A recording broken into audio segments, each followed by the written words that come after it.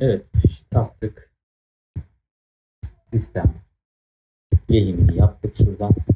Şu anda elektrik mevcut. Kolu bastığımızda koltuğu